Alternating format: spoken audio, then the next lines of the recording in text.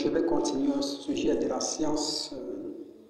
Nous savons déjà que la science, dans son sens mental, c'est la curiosité. C'est une curiosité qui est aussi accompagnée de l'amour. L'amour du monde, l'amour de la nature. Chercher à comprendre le monde, chercher à comprendre la nature. Bon, maintenant, comment s'y prendre? Comment y parvenir?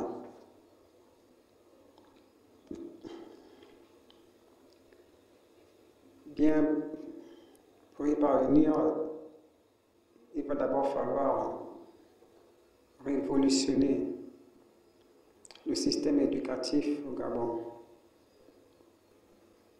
Le système éducatif au Gabon est très faible. C'est un système de l'époque de Léon-Bas, quelque chose qui n'est plus valable aujourd'hui. Donc vous voyez que on n'a pas évolué, nous sommes toujours restés les bras croisés, on attend que c'est le blanc qui nous dise que non, faites ça. Mais nous-mêmes jamais on ne pense à avancer. Puisque nous, ici, quand on parle d'autorité, on fait tout de suite allusion à l'argent. L'argent. Quand on parle d'autorité, on pense aux milliards. On ne pense pas au travail qu'on va faire. Ben, c'est ça. Tout ça, c'est pas normal. Donc le système éducatif doit être révolutionné. Donc, dès la classe de 6e, en 6e, on doit déjà donner aux enfants, aux élèves, l'opportunité de se mettre en contact avec la nature. Donc pour cela, il va falloir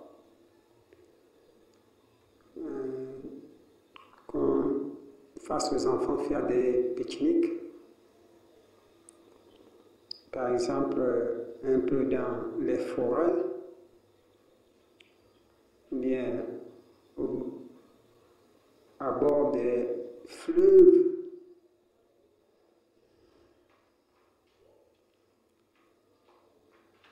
Et il faut aussi du matériel. Il faut que les enfants aient du matériel comme des appareils photos, des appareils pour prendre des vidéos. Ils doivent aussi avoir des loupes, c'est-à-dire la loupe, ou encore des jumelles, toutes ces choses-là. On doit équiper les enfants de tout ça. Et ça, c'est-à-dire que là, ce ne sera pas vraiment dans n'importe quelle école. Hein. Ce sera plus dans l'école des enfants, des gens bien positionnés là. Alors, il faut aussi qu'on donne aussi l'occasion à quelques pauvres qui peuvent s'en sortir, qui manifestent vraiment la volonté, qui ont cette passion-là. Donc il faut vraiment soutenir même les pauvres qui ont cette passion de vouloir découvrir la nature pour faire de la science. Donc dès la classe de 6e, les enfants doivent déjà savoir affronter la nature, découvrir la nature, comprendre la nature. Ils ne doivent plus avoir peur de la forêt, ils ne doivent plus avoir peur des rivières, tout ça. Tout ça, c'est toute une instruction qui sera mise en place là. Donc ils vont se mettre en contact avec les animaux, tout et tout. Mais se mettre les éléphants, les singes, tout ça, tous ces animaux-là, chaque animal détient un don en lui. Donc c'est à vous d'apprendre, c'est à vous d'étudier tout cela.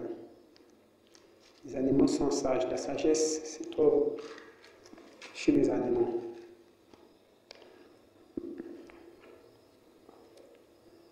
Donc, ça c'est la première étape.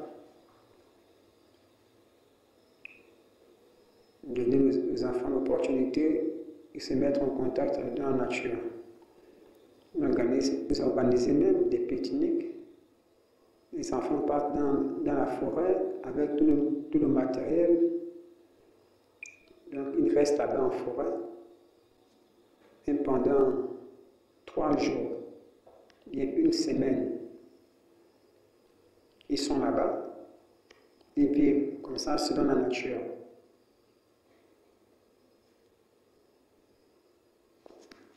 Et vous allez voir comment leur esprit va grandir. Ils vont devenir puissants.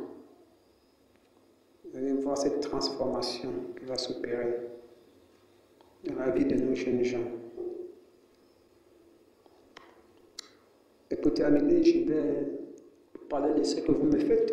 Aujourd'hui, vous vous battez, vous faites de tout votre mieux possible pour que je meure. Vous cherchez à me tuer en silence. Ça veut dire que dans votre conscience, ça ne va pas. Vous n'êtes pas conscient de ce que vous voulez. Vous n'êtes pas conscient de où vous voulez aller. Vous estimez que la vie, c'est rester sur place, on ne bouge pas. On reste comme ça avant que l'on vit et on espère avancer. Vous ne pensez pas à votre descendance, vous ne pensez qu'à vous-même. Vous voulez condamner les jeunes. Vous ne voulez pas qu'ils voient ce que vous n'avez pas vu. Eh bien, sachez que non, une fois que je meurs, le pays sera maudit. Parce que Dieu qui m'a envoyé va forcément maudire le pays après ma mort. Et cette malédiction-là sera 3 fois pire que celle que vous vivez aujourd'hui. Ce sera vraiment une malédiction de taille. C'est-à-dire que là, vous serez dévalorisé. On ne va plus vous connaître quelque part. Vous n'aurez plus rien du tout. Vous allez vivre vraiment dans un enfer. Tout ça parce que c'est vous-même qui aurez choisi de rester dans l'enfer. Vous voyez? Combien de fois les cœurs noirs que vous avez vont vous condamner dans le futur? C'est un avertissement. La malédiction est proche. Donc, esquivez-la. C'est pour votre bien.